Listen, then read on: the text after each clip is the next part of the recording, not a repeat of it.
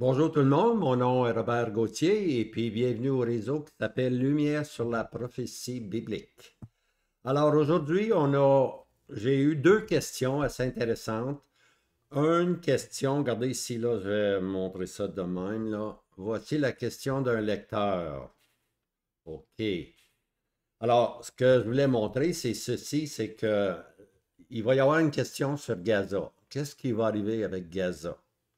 C'est ce sont les nouvelles d'aujourd'hui, ça. Puis qu'est-ce qui va arriver avec la Jordanie, hein, ou la Cisjordanie? Qu'est-ce qui va arriver avec ça? Alors, c'est la question. Puis la question était, est-ce que la Bible a une réponse à ces choses-là? Alors, voici la question de lecteur. De nos jours, les regards se tournent vers le sort de Gaza et puis de la Jordanie. Alors, on va faire deux, deux petites vidéos, un sur Gaza, puis l'autre sur la Jordanie. OK? Alors, selon la Bible, quelle sera leur destinée? Alors, c'est la question qu'on va répondre. Maintenant, on veut répondre selon la Bible, donc on va donner des versets de la Bible. OK? C'est pas juste nos pensées. Nos pensées sont pas importantes. OK? Ce que tu penses, puis ce que tu penses, moi, ça vaut zéro. Mais ce que la Bible dit, ça a du poids, parce que c'est la parole de Dieu, l'inspiration des Écritures. Puis Dieu ne nous cache absolument rien. Alors Dieu, la prophétie, c'est de révéler le futur. Okay? C'est ça qui est le but de la prophétie, c'est révéler le futur. Puis le futur nous emmène où? Le futur nous emmène dans l'établissement du royaume. Hein, le millénium, lorsque Christ va régner pour 1000 ans. C'est ça la parole prophétique. Okay? Elle nous emmène au-delà. Puis ce qui est agréable, c'est qu'on sait d'avance ce qui va arriver. Hein? Alors, on peut répondre à ces questions-là, oui. Des questions qui semblent difficiles, mais une fois qu'on a la parole, je pense que vous allez pouvoir vous appuyer sur la parole. Voici, laissez faire ce que les autres disent. OK? Laissez faire ce que n'importe qui, n'importe quand dit. L'important, trouvez les versets dans la parole de Dieu. Appuyez-vous sur la parole de Dieu. Hein? Le Seigneur Jésus l'a fait. Hein? Quand il était tenté par Satan 3 fois, il est écrit, il est écrit, il est écrit. OK? Alors, rappelez-vous de ceci dans n'importe quelle discussion. Trouvez vos versets, trouvez votre raisonnement basé sur la parole de Dieu et non pas sur votre propre pensée. OK? Alors, on y va, tout doucement. La location, ben Gaza, là, Gaza, c'est ici, là. On a ici la mer Méditerranée, ici, là. Puis ici, on a Israël, naturellement. Ben, la strip, la Gaza, là, c'est ça ici, là. On appelle ça, on appelle ça Gaza, ici. Tout ce coin-là, ici, qui s'en vient jusque-là. Alors, ça, on appelle ça, on appelle ça, regardez, ici, là, on va le voir, là, probablement.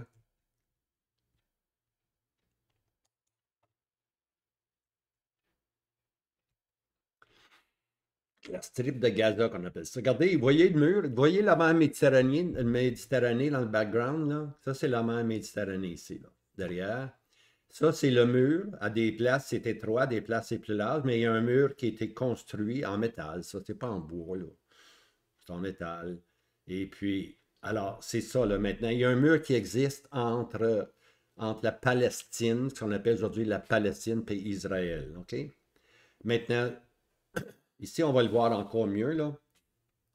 OK, si on va dans l'Ancien Testament, si on regarde les habitants historiques, OK, on, parce qu'il faut regarder l'histoire pour arriver à la prophétie, OK? Euh, Souvent, l'histoire se répète, on dit toujours, souvent, l'histoire se répète. Et puis, lorsque Dieu compte des histoires, OK, lorsque Dieu compte qu'est-ce qui est arrivé dans ce territoire-là de Gaza, qui étaient les habitants du territoire de Gaza, je pense qu'on peut faire un saut prophétique pour arriver à comprendre qui sont les habitants aujourd'hui, là, 2 000 à 3 000 ans plus tard. Qui sont les habitants? OK? Alors ici, voyez-vous, là, tout ce qui est en rouge, là, c'est Gaza, ça. C'est le, OK? Et puis, historiquement, là, c'était les Philistins qui occupaient. OK? Les Philistins, là, c'est les pires ennemis d'Israël. Alors ici, on voit ici Ammon, Moab, et donc ça là aujourd'hui, là, juste donner un aperçu, là, tout ça aujourd'hui, là, c'est la Jordanie. OK? On a changé le nom. Ça, c'est les fils de l'Orient. Hein. Il y en a, les fils de l'Orient, c'est Moab, Édom, puis Ammon. OK? On les appelle les fils de l'Orient. Alors, aujourd'hui, on a changé le nom depuis dans les années 1900. On a appelé ça la Jordanie maintenant.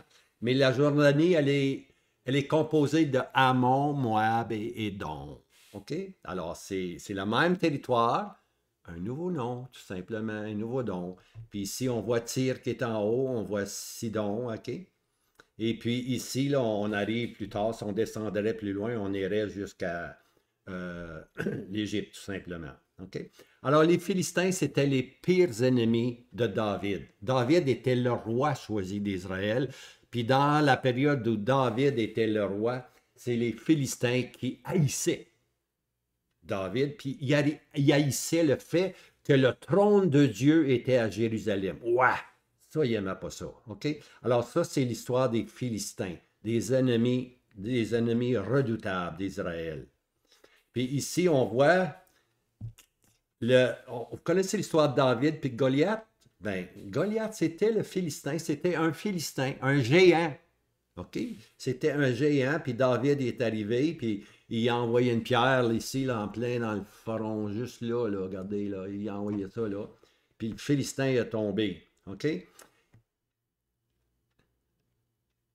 Mais Goliath c'était un géant, une puissance. OK? Alors, on voit ici le conflit entre Israël et les Philistins. Maintenant, aujourd'hui, le nouveau Goliath s'appelle le Palestinien. OK? Ou les Palestiniens. OK? Lui, c'est lui maintenant qui a une fronde. Voyez-vous ici, c'est lui maintenant. C'est plus David qui a la fronde, c'est les Palestiniens maintenant qui veulent attaquer puis nuire à Israël. Toute l'histoire est changée, pour ainsi dire. Mais ce sont les mêmes ennemis, la même haine. OK? Les Palestiniens aujourd'hui sont les remplaçants des Philistins, pour ainsi dire. Les Philistins venaient de l'Égypte. Il y a beaucoup de Palestiniens qui viennent de l'Égypte aussi, tu vois. Alors, on est 2000 ans, 2500 ans plus tard, là. Puis, qu'est-ce qui arrive? On voit un autre groupe qui est là maintenant. Est-ce que ce groupe-là va changer? Non, ça ne changera plus maintenant, là. Ça fait 2500 ans et plus, 3000 ans quasiment, que les Philistins étaient là. Puis maintenant, ils portent un nouveau nom, mais le même territoire. Ils sont sur le bord de la mer Méditerranée. Ils occupent le même territoire. Alors, on peut dire aujourd'hui que le Goliath, le Philistin Goliath, est aujourd'hui le Palestinien. OK? Alors, on va avec ça. Le sort de Gaza. OK, là, on s'en vient maintenant à Gaza. Qu'est-ce qui va arriver à Gaza? C'est là que je dis qu'il faut la parole de Dieu. OK? Naturellement, c'est facile pour moi de répondre parce qu'on vient de terminer Zacharie la semaine passée. OK? Zacharie 14. On vient de terminer Zacharie 14. Et puis là, je m'en vais, je retourne en arrière. Regardez, on retourne en arrière. Zacharie 9. OK? Chapitre 9, verset 5.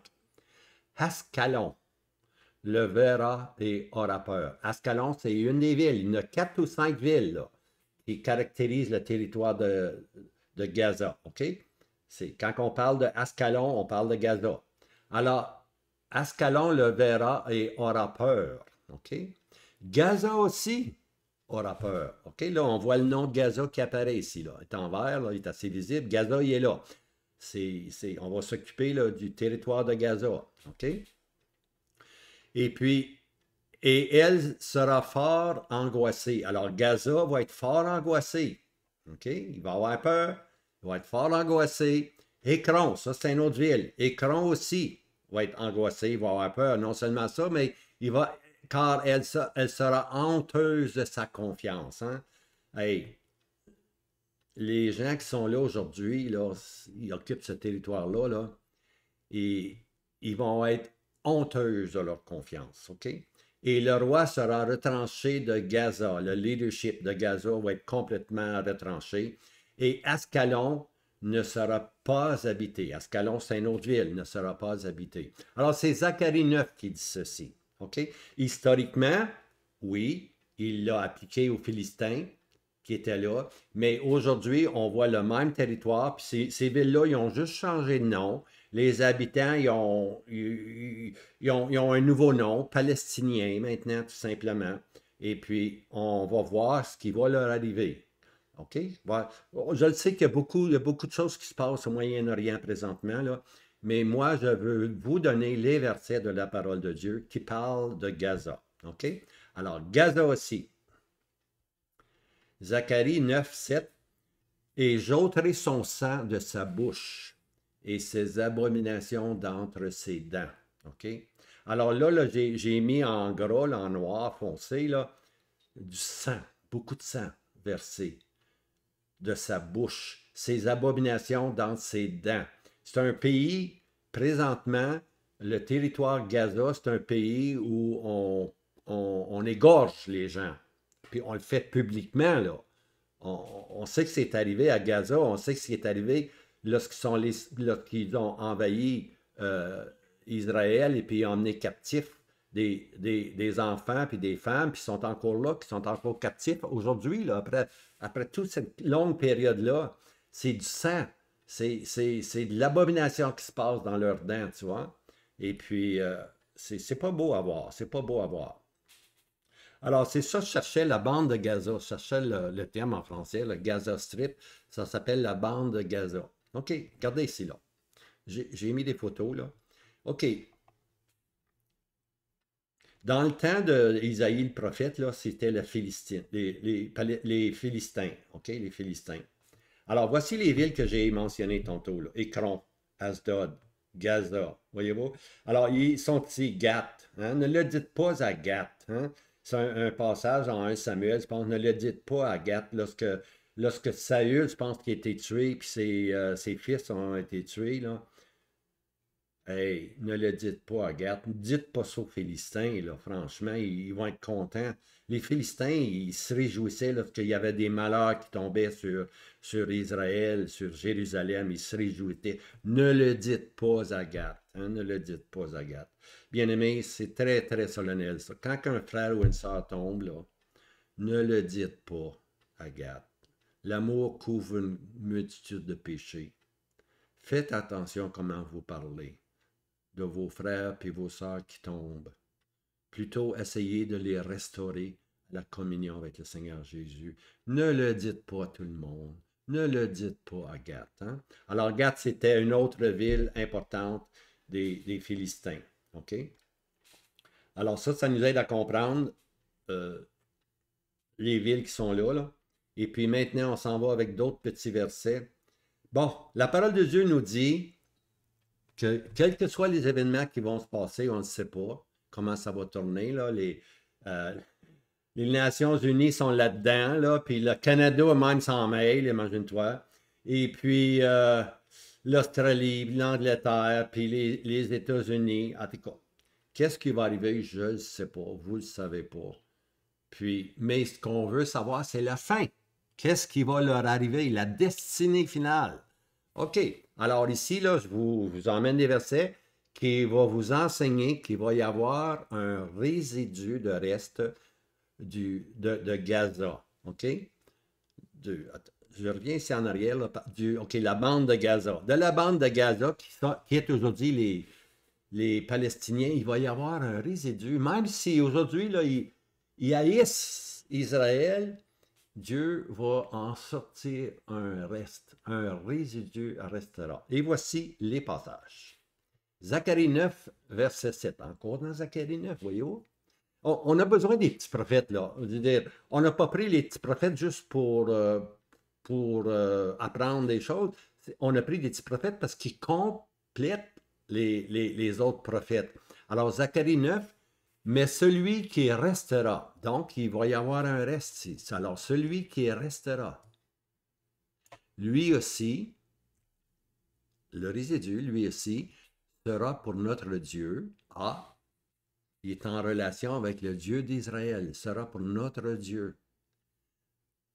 Et sera comme un chef en Juda. Et Écron comme un Jubésien. OK? Alors, regardez bien ça, là. il va y avoir il va y avoir un changement dans quelques-uns d'entre eux. Ils vont, ils vont, ils vont se tourner vers le Dieu d'Israël, vers Jéhovah, vers l'Éternel. Alors, celui qui restera, OK, c'est Dieu. Il sera pour notre Dieu et il sera comme chef en Juda. Alors ce petit résidu-là qui reste là, je ne sais pas combien il va en avoir là, mais le petit résidu-là va être comme un leader en Israël, en Juda. La confiance là, va être tellement grande avec ces Palestiniens-là qui restent, qui vont se convertir au Seigneur. Ils vont ils vont tellement leur faire confiance qu'ils vont être comme des chefs en Juda. Imaginez-vous, là, des Palestiniens qui sont de l'Est et qui sont comme des chefs en Juda. C'est pas pensable. Ça va arriver. Hein? Comme un chef en Juda. Il sera comme un chef en Juda, un prince en Juda, si vous voulez. Et puis, Écron, c'est une autre ville, là, comme un Jébusien. Jébu, c'est le vieux nom pour Jérusalem. Alors, Écron va être comme Jérusalem. Alors, il va avoir une position de privilège, pour ainsi dire. C'est pas pensable. Mais c'est ça que la grâce de Dieu va faire, la miséricorde de Dieu envers ce peuple tellement rebelle. Mais Dieu va se garder un résidu. Sophie 2, là, je vois d'un autre prophète maintenant, un autre petit prophète. Sophie 2, chapitre 2, verset 4. Car Gaza sera abandonné et Askelon sera une désolation. Donc, qu'est-ce qui va arriver à Gaza? Elle va être abandonnée. Je veux dire, il va y avoir tellement eu de guerre, là, tellement de massacres, là, que ça va être une dévastation, pour ainsi dire. Puis Ascalon, une autre ville, va être une désolation. Puis Asdod, on la chassera en plein midi. C'est une autre ville, ça. Puis, puis Écron sera déraciné. Alors, les grandes villes de Gaza, là, ils vont être déracinés, on va les chasser, il va être la désolation, ça va être vraiment un territoire qui va être beaucoup abandonné. Verset 5, le verset suivant. Malheur à ceux qui habitent les côtes de la mer. Regardez ici, là, une description géographique, là. Ceux qui habitent les côtes de la mer. De quelle mer? Ben, c'est la mer Méditerranée. Il y a un passage là, le long de la mer, là. C'est un beau territoire parce qu'on est le long de la mer, hein? Un river, on dit ça, un bord de l'eau, hein? Un beau bord de l'eau. Mais c'est parce que c'est facile de passer par là, là. Il n'y a pas de montagne, mais si tu vas plus à l'est, il y a des montagnes. Alors, tout le monde passait par là, tu vois. Alors, c'est un territoire qui est très, très recherché. Alors, ceux qui habitent les côtes de la mer, c'était les Philistins. Aujourd'hui, ce sont les Palestiniens qui occupent ce territoire-là. Alors, la nation des Kérétiens, OK? La parole de l'Éternel est contre vous. Parce que Kérétiens appartenaient dans Canaan, tout simplement. Alors, la parole de l'Éternel est contre vous. Vous qui habitez contre le bord de la mer, dans les côtes de la mer, là, la parole de l'Éternel est contre vous. Okay? Canaan, pays des Philistins. Regardez ici, Canaan, pays des Philistins. Aujourd'hui, le territoire le long de la mer, c'est les Palestiniens, bien-aimés. Pays des Palestiniens, je te détruirai, de sorte qu'il n'y aura pas d'habitants. Je te détruirai. Alors, qu'est-ce qui va arriver à Gaza? L'Éternel va les détruire, de sorte qu'il n'y ait plus d'habitants. Maintenant, je veux un peu expliquer ce passage-là, ici, là. Quand on dit « je te détruirai », là, ça ne veut pas dire que tu vas être anéanti, qu'il n'y aurait plus de Palestiniens. On appelle ça le nihilisme. Anéantir complètement. Non, non. Détruire, c'est une chose. On détruit, mais on peut rebâtir plus tard. Anéantir, il n'y a plus rien à faire avec ça. Là, il n'y a plus rien. Mais la parole de Dieu dit « je te détruirai ». OK? Alors, ce n'est pas anéantir. Je vais détruire les Palestiniens. OK? Je vais les détruire, tout simplement. C'est ça que ça dit. Alors, ce qui va arriver, c'est que Juda, hey, pensez-y, là, Juda, les Juifs vont prendre possession de Gaza. Les Juifs vont prendre possession de Gaza. Dites pas ça aux Palestiniens, ils vont... oh là là, mais c'est la parole de Dieu, bien-aimé, on peut le dire, on peut le dire. Quelles que sont les circonstances à travers les âges qu'on passe à travers, puis présentement, là, quelles que soient les étapes qu'on va couvrir, là, finalement, ce qui va arriver à la fin, c'est ça qu'on veut, là. La destinée, c'est que tout le territoire de Gaza va appartenir aux Juifs. OK? Juda prend possession de Gaza. Voici le ou les versets. Sophonie 2, verset 6. Et les côtes de la mer seront des excavations pour les bergers. Hein? Les bergers vont aller sur le bord de la mer, c'est du beau terrain. Puis ils vont avoir des excavations là, ils vont pouvoir s'abriter là. Puis un enclos pour le menu bétail. Hein? Les excavations, là, ils vont pouvoir mettre leur troupeau là, lorsqu'il y a des tempêtes, n'importe quoi.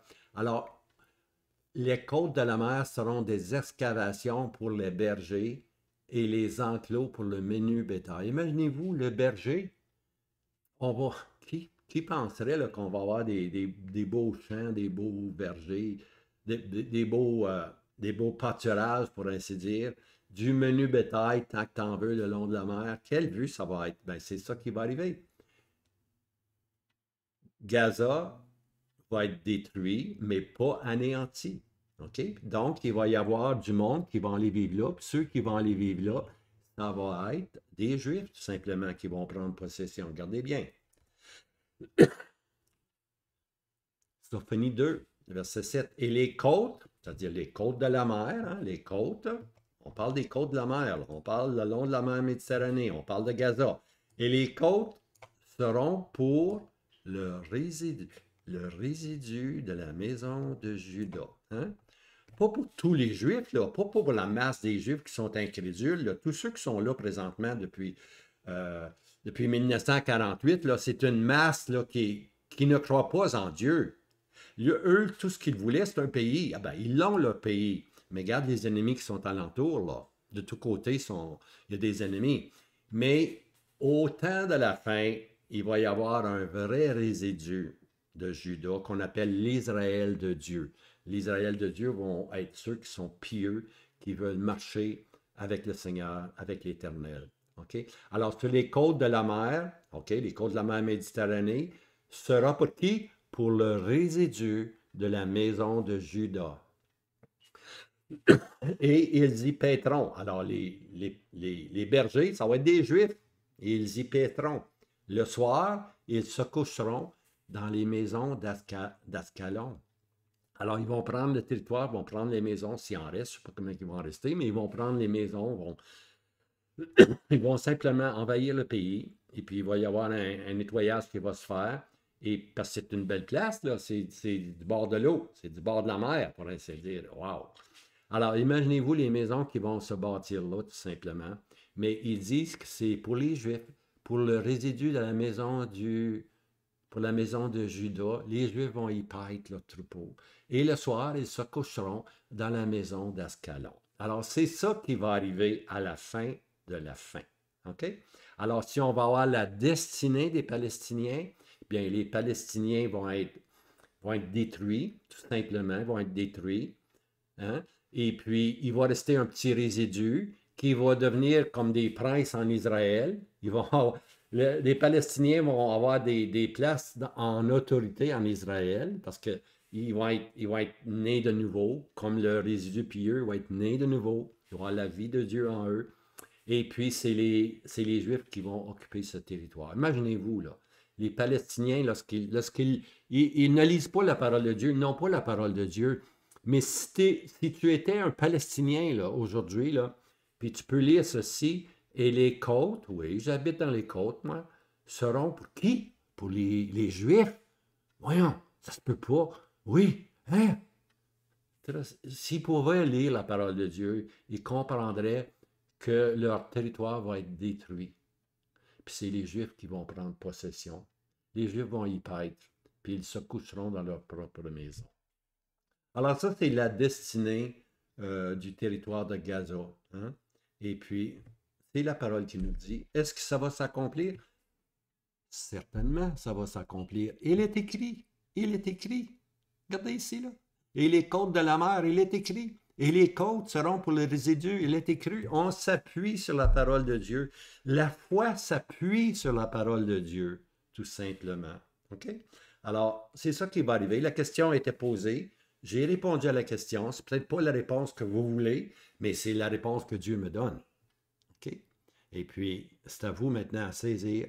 Puis, arrêtez de prendre un côté puis l'autre côté, là. Laissons la parole de Dieu nous diriger, tout simplement. Laissons la parole de Dieu diriger nos pas comme une lumière sur notre sentier. Hein? Pas on a besoin de lumière dans ces choses-là parce qu'on est tellement des partis pris, là. Ah, c'est terrible. OK, maintenant, il va y avoir une deuxième question. On va faire une autre vidéo sur la deuxième question. Puis ça va être la Jordanie, hein?